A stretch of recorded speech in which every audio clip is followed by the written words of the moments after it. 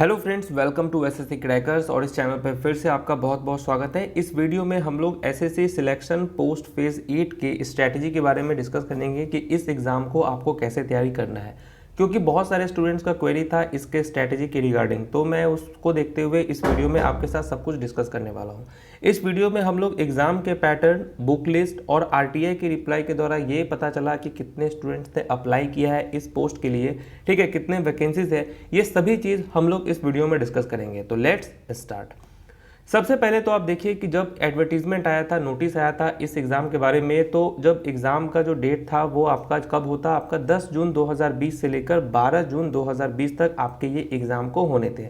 और अभी अगर प्रेजेंट सिचुएशन की बात करें तो जो एग्ज़ाम का स्टेटस है वो आपका पोस्टपोन्ड हो चुका है। ये बात तो आप सभी लोग जानते हैं कि एसएससी सिलेक्शन पोस्ट फेज़ 8 जो है अभी पोस्टपोन्ड हो चुका है और उम्मीद है कि आने वाले 2-3 महीने के बाद ही आपका ये एग्ज़ाम होगा।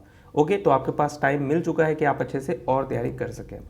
सबसे पहले तो हम लोग यहाँ देखते हैं कि आरटीआई रिप्लाई में क्या पता चला, कितने कैंडिडेट्स ने अप्लाई किया था इस पोस्ट के लिए। टोटल 8,23,762 स्टूडेंट्स ने अप्लाई किया है टोटल।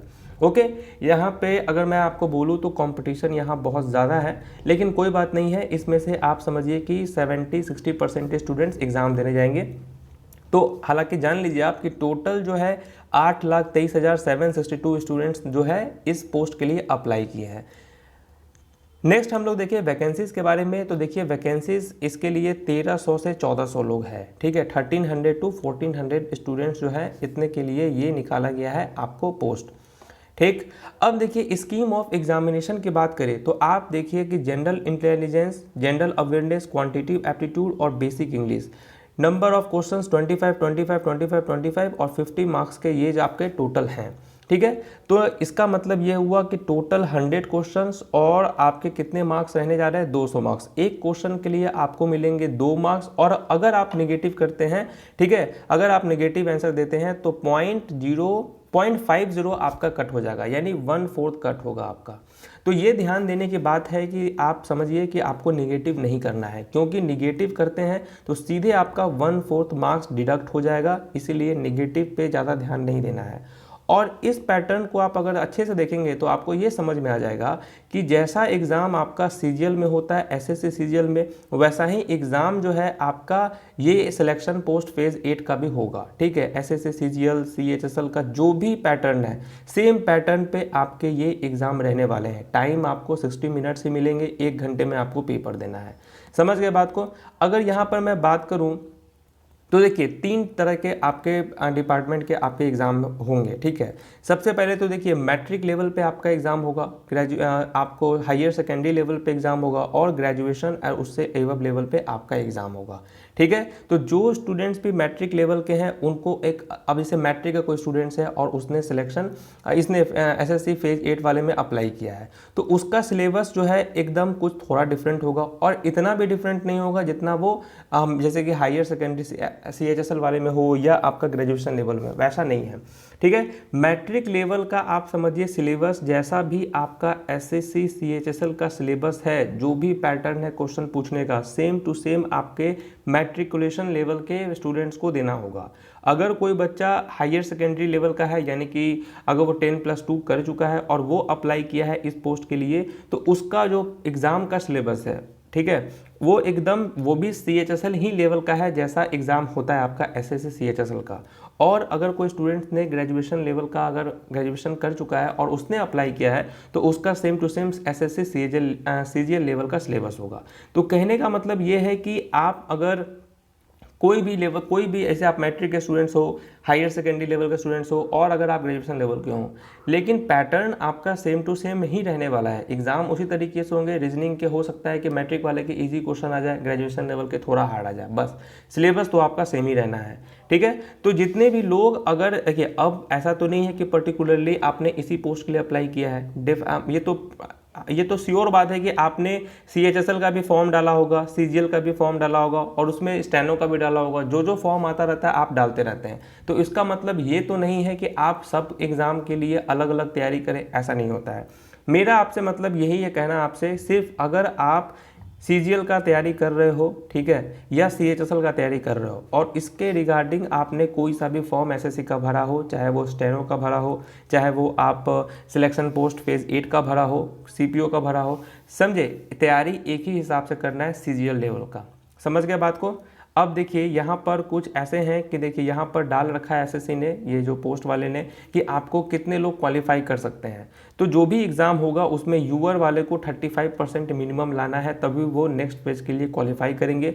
ओबीसी और ईडब्ल्यूएस वाले को 30% और अदर कैटेगरीज वाले को 25% मिनिमम मार्क्स लाना है, तभी वो क्वालिफाई कर सकते हैं। अब देखिए 200 का 35%, यानी कि जनरल वाले को 70 मार्क्स लाना ही लाना है, तभी वो नेक्स्ट राउंड के लिए क्वालिफाई करेंगे। हालांकि इस 70 का ज़्यादा कोई वैल्यू है नहीं, आपको इस एग्ज़ाम में मैक्सिमम मार्क्स लाना है, बस इसी का ध्यान रखना है आपको, मैक्सिमम, ठीक है। ओबीसी वाले को कितना नंबर लाना है, 60 मार्क्स लाना है, और अदर कैटेगरी वाले को 50 मार्क्स मिनिमम। समझ रहे हैं बात को, कि सब मिला के इतना मार्क्स तो लाना ही है आपको, और ये बात तो आप अच्छे से ही जानते हैं कि आपको ज़्यादा से ज़्यादा स्कोर के लिए जाना है। अब आप यहाँ देखिए, जैसे कि आप देखिए कि बहुत सारे पोस्ट के लिए यहाँ पर सिलेक्शन फेज 8 वाले में निकाला हुआ है। यहाँ पर आप समझिए कि अगर मान के चलिए कि किसी का मतलब कोई पोस्ट के लिए 5 वैकेंसीज है, उसका रेशियो सिलेक्शन का है 1:20, यानी कि 100 लोगों को बुलाया जाएगा, ठीक है। अगर 5 वैकेंसी तक है, अगर 1 से लेकर 5 वैकेंसीज तक हैं, तो आपको 20 गुना यानी कि 20 टाइम्स बुलाए जाएंगे। अगर किसी एग्ज़ाम में से मान के चलिए कि लैब असिस्टेंट जियोलॉजी में आपके 2 वैकेंसीज हैं, तो यानी कि कितने लोगों को बुलाया जाएगा, 40 स्टूडेंट्स को बुलाया जाएगा। अगर 3 वैकेंसीज हैं तो 60 लोगों को बुलाया जाएगा, समझ रहे हैं। और अगर 5 से ज़्यादा वैकेंसीज हैं किसी डिपार्टमेंट में, तो उनका रेशियो होगा 10। मान के चलिए कि 6 अगर वैकेंसीज है तो 60 लोगों को बुलाया जाएगा। इसीलिए आप समझिए कि 8 लाख में से इतना लोगों को बुलाया जा रहा है। मैं ऑन एन एवरेज की बात करूँ कि 1300 वैकेंसीज है, और अगर इसका 10 गुना की बात करूँ तो यानी कि 13,000 तो मिनिमम आपको स्टूडेंट्स आएंगे ही आएंगे। 13,000 से 20,000 स्टूडेंट्स को ही बुलाया जाएगा डॉक्यूमेंट वेरिफिकेशन के लिए 8 लाख स्टूडेंट्स में से। तो आप समझ सकते हैं कंपटीशन किस लेवल का होगा और आपको किस लेवल का तैयारी करना है। समझ रहे हैं बात को। चलिए अब यहाँ पर बात करते हैं रीजनिंग का। तो देखिए मैंने तो आपको स्टार्टिंग में ही बता दिया है कि ये सब जितना भी आप पैटर्न देख रहे हैं सब आपका सीजीएल और सीएचएसएल लेवल का है। समझे, क्वेश्चन के ही डिफरेंस में रहेगा थोड़ा मोड़ा, थोड़ा कैलकुलेशन पे, बस उससे ज़्यादा कुछ डिफरेंस आपका रहने वाला नहीं है। तो जो लोग अगर फ्रेशर हैं, फर्स्ट टाइम दे रहे हैं, मैं आपको बता दूं कि रीजनिंग के लिए आप किरण चैप्टर वाइज ले लें, या आप अरिहंत का दोनों में से कोई भी एक बुक ले सकते हैं चैप्टर वाइज के लिए, और पूरा आप उसको अच्छे से उसके हर एक चैप्टर में पूछे गए एसएससी के प्रीवियस ईयर का सारा क्वेश्चन आप बना जाइए। प्रीवियस ईयर का 2012 से लेकर 2019 तक में जितना एग्जाम हुआ है उसका रीजनिंग आप बना जाइए। इतना कर लीजिए, एसएससी में इससे ज़्यादा आपसे कुछ पूछेगा भी नहीं, और इतना करने के बाद आपसे क्वेश्चन छूटेगा भी नहीं। 25 क्वेश्चन है, आप आराम से 25 में 25 क्वेश्चन बना सकते हैं, सिर्फ रीजनिंग में इतना आप कर दिए तो। क्योंकि सीजीएल वाले स्टूडेंट्स हों, चाहे वो सीएचएसएल वाले हों, स्टेनो को हो, कोई सा भी एग्जाम का स्टूडेंट्स हो, तैयारी तो वो यहीं से करते हैं और ऐसे ही करते हो, और मैं उनको यही गाइड भी करता हूँ ऐसे करने के लिए। तो फिर आपको अलग कैसे मैं बोल सकता हूँ। तो आपको सेम टू सेम इसी तरीके से तैयारी करना है इसके लिए। इसके अलावा रीजनिंग के लिए कोई और अल्टरनेटिव नहीं है, कोई ऐसा रामबाण नहीं है कि बिना इसके किए हुए आप अच्छा स्कोर ले आओ, ठीक है। इंग्लिश की बात करें तो देखिए इंग्लिश में एमबी पब्लिकेशन एसएससी का अब तक का बेस्ट बुक है, किरण चैप्टर वाइज अब तक का बेस्ट बुक है, ठीक है। लुसेंट आप ग्रामर के लिए कर सकते हैं, mirror of common error grammar के लिए कर सकते हैं, और प्लिंथ टू पैरामाउंट ग्रामर के लिए आप कर सकते हैं। इन तीनों में से कोई एक बुक आप ले लीजिए, ठीक है, और उससे प्रैक्टिस कीजिए। एमबी पब्लिकेशन में जितना भी सेट दिया हुआ है उन सारे सेट्स को आप बना जाइए, इंग्लिश में उतना ही कर लीजिए। उसके बाद जो है आप मिरर ऑफ कॉमन एरर या प्लिंथ टू पैरामाउंट या लुसेंट इंग्लिश, इसमें से पूरे ग्रामर्स को पढ़ जाइए। आपको सबसे पहले करना क्या है वो मैं आपको बता दूं कि आप भी जानते हैं कि जो सिलेबस है वो तो सीजीएल और सीएचएसएल का है। तो वोकैबुलरी एमबी पब्लिकेशन के स्टार्टिंग में जितना भी वोकैबुलरी दिया हुआ है, एंटो दिया हुआ है, साइनो दिया हुआ है, जो भी दिया हुआ है आपका, वो सारा आप याद कर जाइए, ठीक है। अगर आप किरण चैप्टर वाइज से करना चाहते हैं तो इसमें का जितना भी one word, idiom, syno, anto, misspelled जो भी दिया हुआ है इसको पहले आप याद कर जाइए। 10, 20, 30 दिन के अंदर में सारे क्वेश्चंस को बहुत याद कर जाइए। उसके बाद आप जब इसको याद करेंगे, 1 घंटा का टाइम देकर आप याद कर लीजिए इसको। प्लिंथ टू पैरामाउंट या कोई भी आपका यहाँ पर जो ग्रामर का बुक देख रहे हैं उसका पूरा पार्ट्स ऑफ स्पीच, ये सब जितना भी ग्रामर्स दिया हुआ है उसके सारे रूल्स को आप याद कर लीजिए और कंटिन्यूअसली रिवाइज करते रहिए। और थर्ड स्टेज में होगा कि इस बुक से एमबी पब्लिकेशन से जितना भी सेट दिया हुआ है उस सेट को आप लगा जाइए। बस इससे ज़्यादा, इससे और भी अच्छा तरीका नहीं होता है इंग्लिश में। और इस पोस्ट के लिए तो इतना ही आपको करने की ज़रूरत है। मैं यहाँ आपको ये नहीं बोल सकता हूँ कि आप पेपर रीडिंग कीजिए, ये कीजिए, इतना कर देंगे आपका काम बन जाएगा। समझ रहे हैं? अगर आप एसएससी मेंस का तैयारी कर रहे होते तो मैं आपको बोलता हूँ डेफिनेटली कि इंग्लिश का तैयारी न्यूज़पेपर पढ़िए, लेकिन इससे ज़्यादा करने की ज़रूरत नहीं। 3 ही चरण होता है तैयारी का एसएससी में, अगर आपको अच्छा स्कोर करना है। किरण चैप्टर वाइज से पूरा वोकैबुलरी आपको पढ़ना होता है, और ये ग्रामर के बुक से आपको पूरा ग्रामर पढ़ना होता है, और तीसरे चरण में एमबी पब्लिकेशन का पूरा सेट बनाना होता है। बस इसके बाद आपको समझिए 25 क्वेश्चंस है, तो 25 में आप 23 आप आराम से बना सकते हो और मार्क्स ला सकते हैं। मैथ्स के लिए अब तक का बेस्ट बुक किरण चैप्टर वाइज, राकेश यादव। ठीक है, इन दोनों कोई एक चैप्टर वाइज में से एक चैप्टर वाइज आपको लेना है और उसको अच्छे तरीके से पूरा बना जाना है। 2017 से लेकर 2019 तक का जितना भी आपका क्वेश्चंस पूछा गया उन सबको बना जाइए।